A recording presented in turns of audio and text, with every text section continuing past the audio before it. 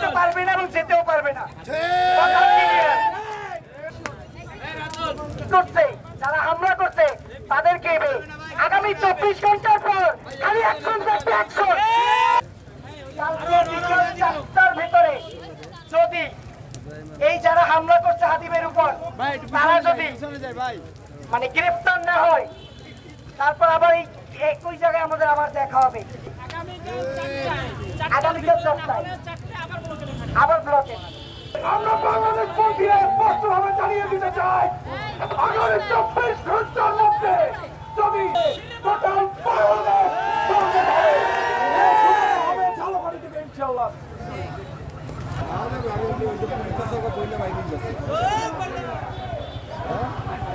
বললে